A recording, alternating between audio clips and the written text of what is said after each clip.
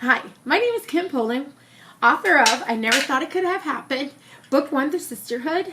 I know it's been a while since I've been here on YouTube, but I'm back again. You know how things happen, family, life, things get stressful, and sometimes you have to deal with it, but you have to roll with the punches. Once again, I just wanted to let you know, here's my book. I Never Thought It Could Have Happened, Book 1, Sisterhood. And here's it in hardcover, and you can definitely get it in softcover here. So yeah, just go ahead and pick up your copy. You can get it at FresdenPress.com. You can get it at FresdenPress/bookstore.com. You can get it at Barnes and Nobles, Books a Million, Amazon.com. You could just pick it up at any one of those locations. So I'm here today to recap over chapter 2. We did chapter 2 the last time, but I'm here to recap again. Just to recap the chapters, the characters of the book, the family's dynamics, and a little bit about their background. It's based on a wealthy family, their religious background. They go to church. They're very heavily involved in church. Like a Baptist, probably from a Baptist background. And their family definitely has a strong upbringing that you should definitely involve the children in the church also. The family makeup is 2 girls, 2 boys, and right now this setting is taking place in Memphis right now. We do have the main character, which is Madison, and she has an older sister that is Tracy, and that's going to be her stronghold in this book. That's why I call it the sisterhood, because they're going to form a strong bond. Why the story is important to tell? It is very important to tell because the way that I am presenting my book, I want it to show other people that by the time you read book 1, you will be able to see like one of these characters in you and be able to say, this and that happened, that was me, and I can reach out and tell someone, or I can reach out and say that happened to me, or that was me, and I can arise from that situation. We look at this book and we say, will they survive the outcome of what's happening to the family? Well, we will see in book 2, which I am currently writing right now. So in the second novel, we will see Madison walk into what God has her ordained her into walk in. It still may take a while, but we will see different players in the game also. You may ask yourself, why did I write these novels? Because I did it because there's someone out there that will read this and say, this is me, but I overcame this. And they would say, I am no longer that person. I can help others in the way that I was helped, whether it was through words, on a paper, or lying on a couch of a therapist's office.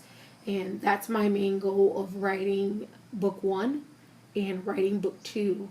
It's not to upset anyone. It's not to cause any agitation in anyone. It's to help bring some things that's done in the dark into the light. So right now I'm going to recap. I have some notes here with me.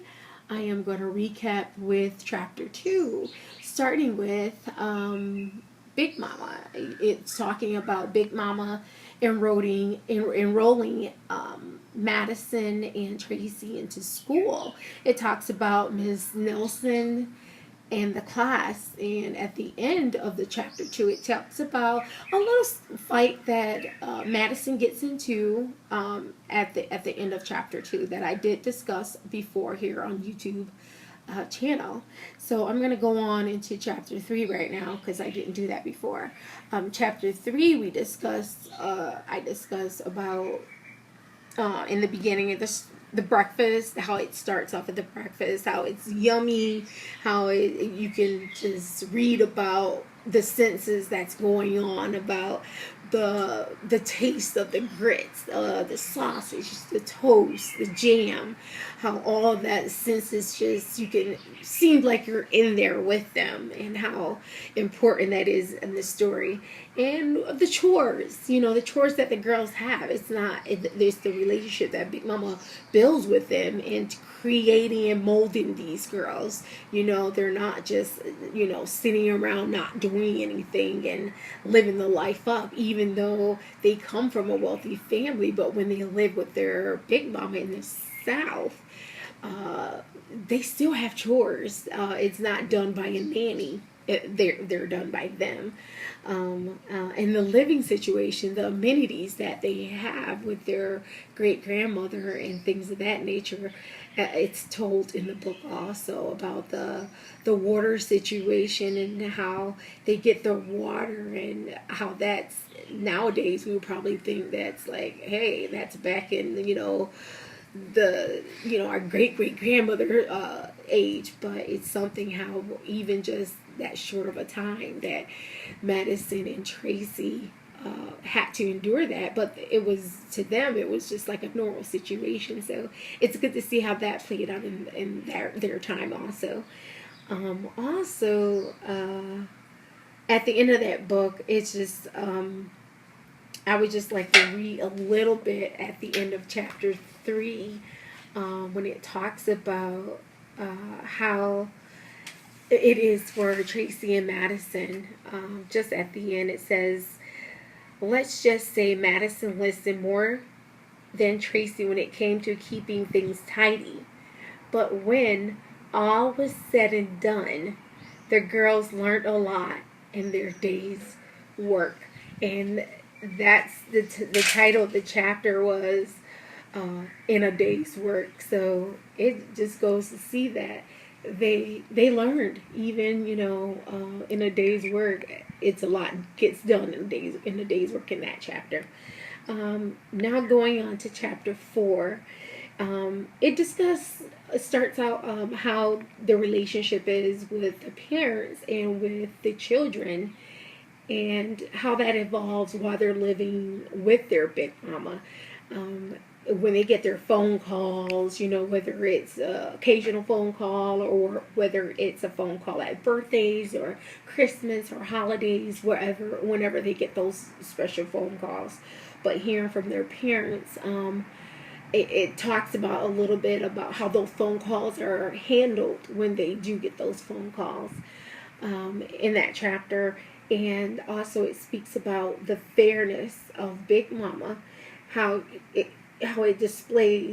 she displays her fairness with everyone, not just with the children in their household with Tracy and Madison, but how the fairness that she displays with everyone, whether it's her grandchildren or whether it's her nieces, nephews, or cousins. She displays that same fairness of quality, whether if she goes somewhere and she can't buy everyone something, she doesn't buy anyone anything, because she believes in, I need to buy everyone something, and if I can't afford everyone something, I rather not buy anyone something, because I don't want to have anyone feel left out.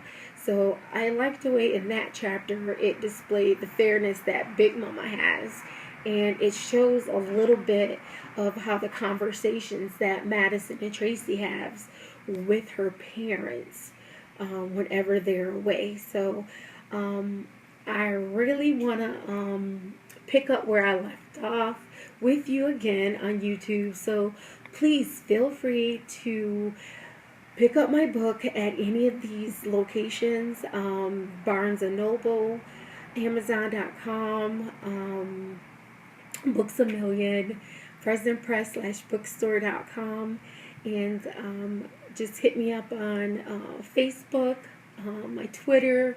I do have a blog at kimfnp.com. I look forward to your comments, your questions, your comments. And once again, God bless you and have a good day. Thank you.